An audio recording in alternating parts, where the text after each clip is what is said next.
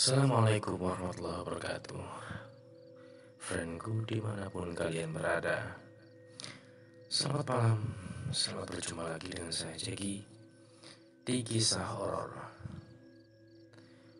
Untuk kali ini saya akan membacakan sebuah cerita yang cukup menarik ya. Kisah horor yang ditulis oleh Anastia Amanda. Judulnya Terbangun di Kuburan Tua. Selamat mendengarkan.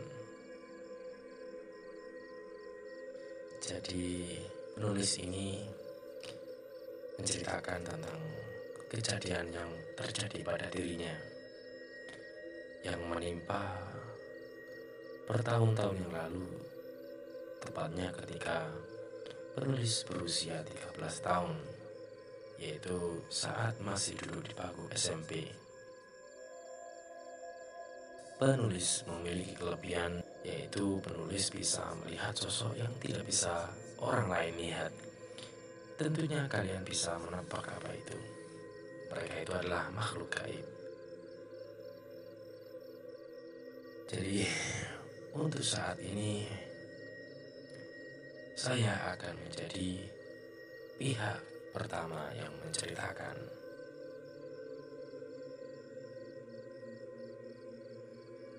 Ibuku pernah mengatakan bahwa aku terlahir dengan cara sungsang. Kalian tahu apa itu sungsang? Sungsang adalah proses saat bayi keluar dari rahim, yang dimana kaki keluar lebih dahulu.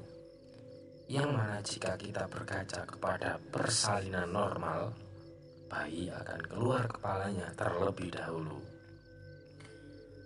Banyak yang bilang aku memperoleh mata batin ini dikarenakan kejadian tersebut, termasuk salah seorang dukun yang sangat dipercayai oleh ayahku.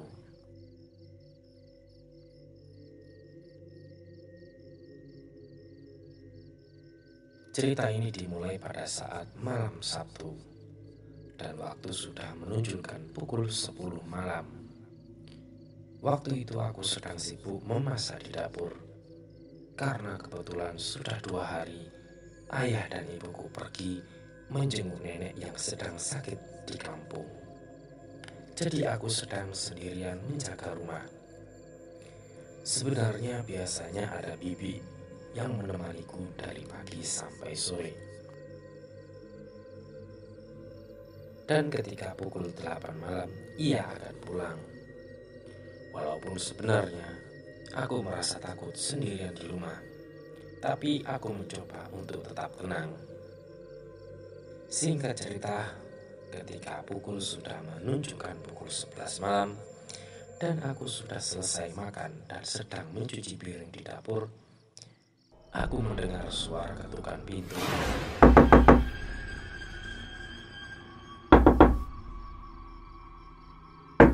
Namun anehnya, suara ketukan itu bukan berasal dari pintu depan, melainkan pintu belakang yang tepat berada di depanku. Karena kebetulan pintu belakang terdapat di dapur, aku pun langsung berpikir aneh-aneh. Aku berpikir jika itu adalah seorang maling ataupun orang jahat yang mengetahui keadaan rumahku yang sedang sepi dan hanya ada aku sendirian. Namun aku mencoba tenang dan mengambil nafas dalam-dalam, lalu mencoba untuk berpikir positif. Lalu aku mendekati pintu dengan rasa was-was. Aku mencoba menengok dari jendela yang terdapat di sebelah pintu, dan ternyata aku tidak melihat apapun di belakang sana, melainkan hanyalah kebun yang gelap. Karena memang tidak ada penerangan di sana. Langsung saja, bulu kuduku pun langsung berdiri. Aku panik, dan aku berpikir pasti yang melakukan ini adalah jin yang berada di kebun kosong itu. Ya, sebenarnya aku memang mengetahui ada sesosok jin berwarna hitam pekat dan tidak memiliki tangan yang tinggal di kebun tersebut. Aku pernah melihatnya beberapa kali, namun ketika aku melihatnya, aku merasa ia juga melihatku, walaupun aku tidak bisa melihat wajahnya. Lalu karena takut, aku pun langsung mengunci pintu dan segera berlari ke kamar. Namun, baru beberapa langkah aku berlari, aku kembali mendengar suara ketukan. Tapi kali ini berbeda. Suara ketukan itu berasal dari jendela yang terletak di sebelah pintu belakang tempat aku mengintip tadi.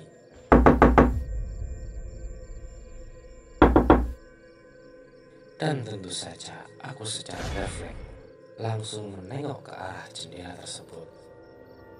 Dan benar saja, aku melihat sosok pria dengan wajah hitam.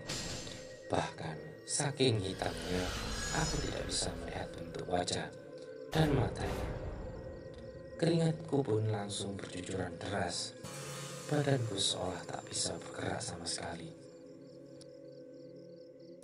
Dan parahnya, aku tidak bisa menengok ke arah lain, bahkan tidak bisa menutup mataku. Seolah dia memaksaku untuk terus menatapnya. Aku sangat ingin berteriak waktu itu. Namun sesuatu seperti menutup tenggorokanku, dan aku hanya bisa membuka mulutku lebar-lebar. Namun tidak ada suara sedikit pun yang bisa keluar dari tenggorokanku. Lalu tiba-tiba saja, pintu belakang yang sudah kukunci tadi terbuka begitu saja.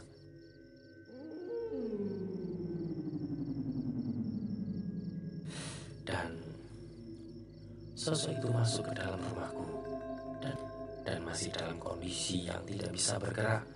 Aku hanya pasrah saat makhluk itu mendekatiku secara perlahan. Semakin dekat dia padaku, entah mengapa, kesadaranku pun ikut menghilang secara perlahan-lahan. Dan ia pun sekarang sudah berada tepat di depan wajahku. Mungkin hanya sekitar sejengkal dari wajahku. Akhirnya kesadaranku pun hilang dan aku pun pingsan. Lalu aku pun akhirnya terbangun dari pingsanku dan mencoba untuk bangkit dari posisi tidur. Tapi aku baru menyadari satu hal, aku terbangun di sebuah pemakaman.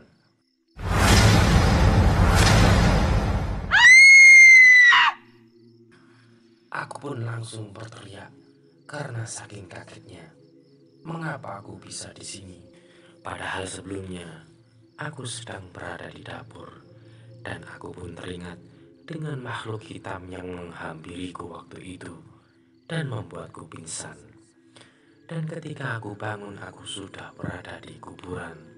Tapi aneh, ini bukan seperti pemakaman umum, melainkan hanya ada dua buah kuburan yang bersebelahan, dan aku tertidur di tengah-tengahnya. Aku mencoba melihat ke sekelilingku.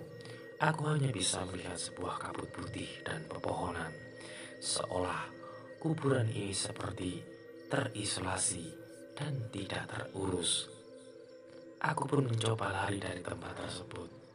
Aku berlari sekuat tenaga dengan tujuan untuk bisa meninggalkan tempat ini dan pulang. Namun ketika aku sudah jauh berlari ke dalam kabut, aku malah kembali ke tempat aku terbangun tadi. Kakiku pun langsung lemas, ditambah aku sudah sangat lelah berlari tadi. Aku begitu ketakutan, namun aku tidak tahu harus melakukan apa di saat seperti ini. Sebenarnya, aku berada di mana? Aku menarik nafas dalam-dalam dan mencoba untuk tenang. Aku mencoba berpikir bagaimana aku bisa keluar dari sini. Dan aku pun mencoba untuk berkeliling di sekitar kuburan dan mencoba untuk mencari sesuatu yang kuharap bisa menolongku keluar dari sini. Namun sia-sia, aku tidak bisa menemukan apapun. Aku pun akhirnya kembali menangis karena tidak tahu harus melakukan apa lagi. Apakah aku akan mati di sini? Ya Allah, tolong aku. Aku hanya bisa berdoa dan meminta pertolongan kepada Gusti Allah untuk bisa mengeluarkanku dari sini. Terus dan terus aku berdoa dengan bibir dan tangan yang tak bisa berhenti gemetar ini. Sampai akhirnya aku penasaran, sebenarnya siapa dua orang yang terkubur di sini. Aku pun mencoba melihat namanya di batu nisan.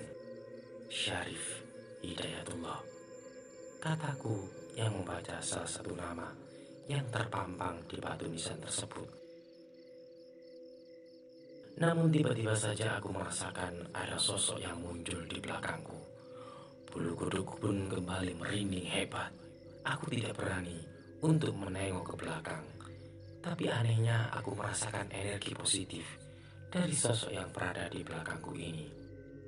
Haina, menengoklah ke belakang, katanya. Kumohon jangan ganggu aku. Aku hanya ingin pulang ke rumah, kataku yang begitu ketakutan. Tenanglah, setelah kau melihatku, aku berjanji akan menolongmu untuk pulang, katanya. Sebenarnya aku tidak ingin mempercayainya, tapi di kondisi seperti ini, sepertinya aku tidak memiliki pilihan lain selain melihatnya. Dan dengan membaca bismillah, aku pun menengok ke arah belakang. Aku pun cukup terkejut dengan apa yang kulihat. Aku melihat sosok pria tua menggunakan sorban putih dengan rambutnya yang seluruhnya berwarna putih. Mungkin karena usianya yang sudah tua. Siapa kak? Belum selesai aku berbicara, tiba-tiba saja kesadaranku kembali menghilang. Dan sebelum aku menutup mata, aku melihat dia tersenyum tipis ke arahku. Dan senyum itu sungguh membuatku tenang. Dek, ya Allah dek, kamu kenapa? Terdengar suara ibu memanggil-manggilku. Aku pun terbangun dan aku kembali dibuat terkejut. Ternyata aku terbangun di kamarku dan terlihat ibu dan ayahku sedang menangis memelukku. Ibu, bapak, kataku yang masih sangat lemas. Ya Allah, alhamdulillah kamu udah sadar dek. Kamu tuh udah pingsan selama 3 hari, katanya. Apa bu? 3 hari? Kataku kaget.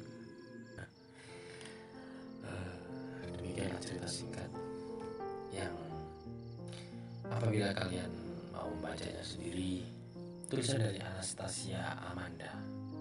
Anastia Amanda. Kalian bisa cek di deskripsi. Linknya sudah saya cantumkan di sana.